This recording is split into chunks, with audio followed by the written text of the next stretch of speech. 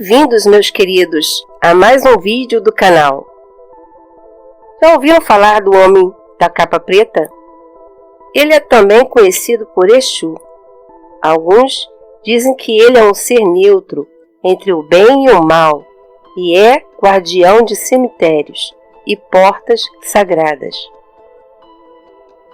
Há relatos de pessoas que o avistaram em cemitérios durante enterros de parentes ou amigos, sendo que a figura se destaca por parecer um desenho animado ou uma produção cinematográfica surpreendente.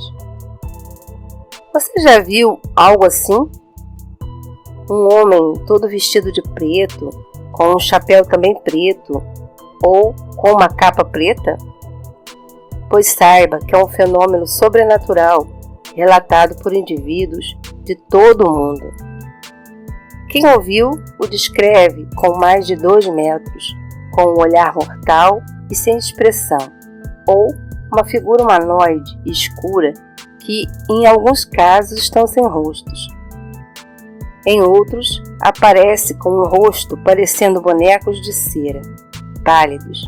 Os olhos, quando os têm, são vermelhos, cor de fogo ou amarelados.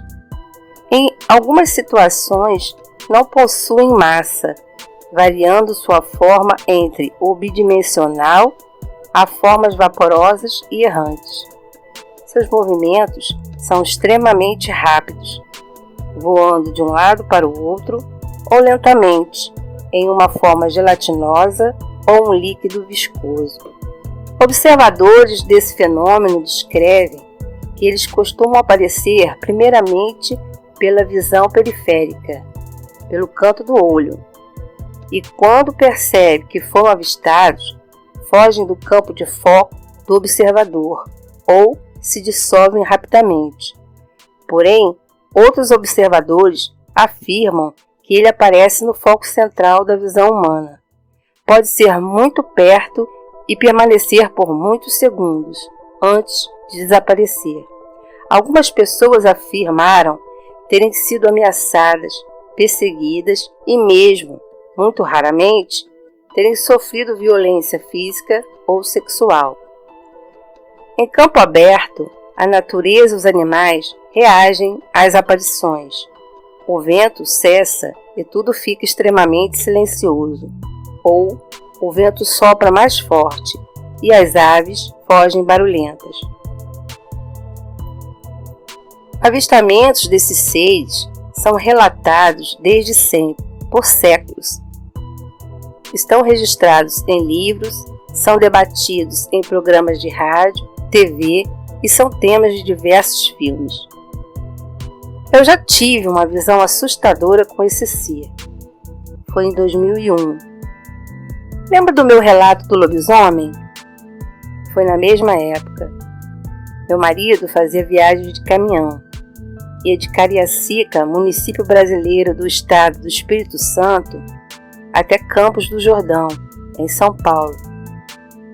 Eram horas de viagem cansativa e algumas vezes ele me pedia para acompanhá-lo, para ter com quem conversar e afastar o sono, quando não tinha um ajudante para ir com ele. A gente ia, fazia paradas, comia em algum restaurante, dormia um pouco, fazia a entrega e voltava em seguida. Nesse dia em específico, ele me chamou, disse que estava cansado e tinha medo de cochilar no volante. Eu fui, eu gostava de o acompanhar. Para mim, era um passeio. A gente ia conversando, ouvindo música, cantando. Não me perguntem qual a BR que tomamos, porque não me lembro mesmo. Só lembro, e disso não dá para esquecer, que quando chegamos perto de Campos, antes de uma curva sinistra, eu vi o tal ser.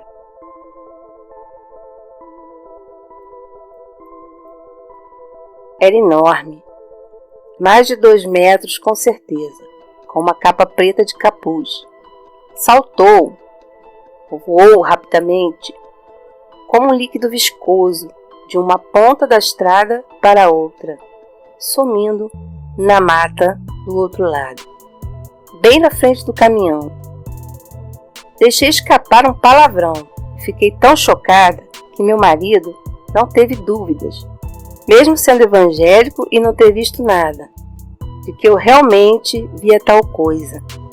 Até então, eu não sabia o que era, eu nunca tinha ouvido falar nisso, mas liguei um sinal de alerta dentro de mim e me pus a orar. Passamos pela curva sinistra e avistei uma cruz ao lado da estrada. Eu nunca tinha me interessado em perguntar, mas dessa vez perguntei o que era, e meu marido disse ser uma cruz colocada pelos moradores do local, em memória dos falecidos em acidentes na tal curva. Daí eu soube o que era, mas não disse mais nada. Meu marido não gostava de conversar sobre essas coisas, e eu não queria aborrecê-lo. Permaneci orando em silêncio pelo resto da viagem. E tudo transcorreu bem. Fizemos a entrega da carga, voltamos e não vi mais nada.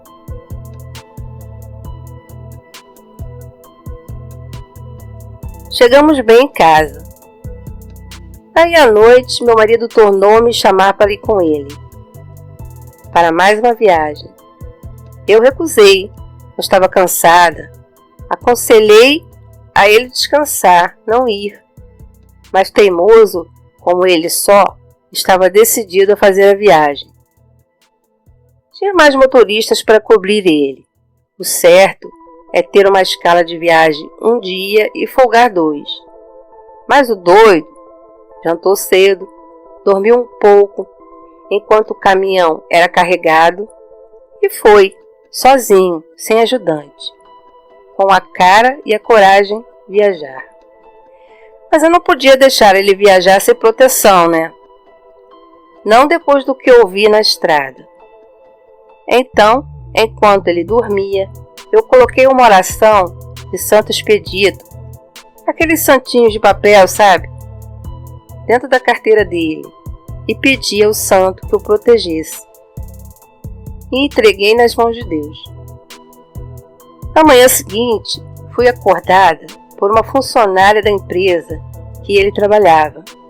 Veio me avisar que meu marido tinha sofrido um acidente. O caminhão tombou na exata curva sinuosa onde eu avistei a entidade e onde tinha a cruz.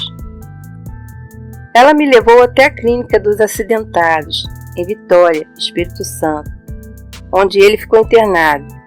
E lá fiquei sabendo o estado dele e os detalhes do acidente.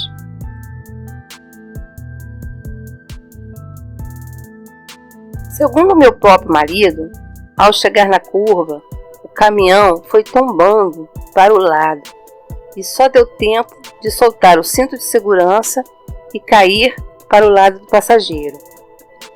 Depois ele apagou e quando voltou a si, estava preso nas ferragens, o braço quebrado e inúmeros cortes pelo corpo.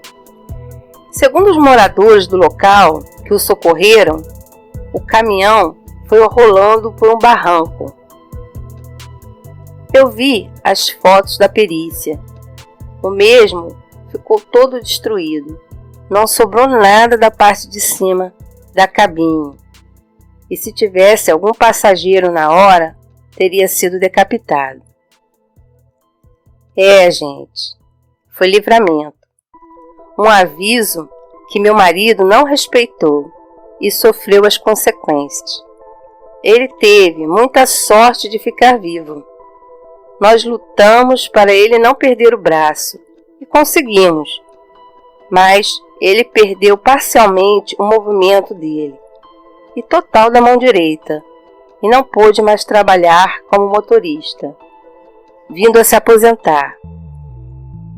Eu sempre digo e repito, só não acredita no sobrenatural quem nunca teve uma experiência com ele. E sempre me pergunto, como podem dizer que acreditam em Deus se não acreditam no sobrenatural?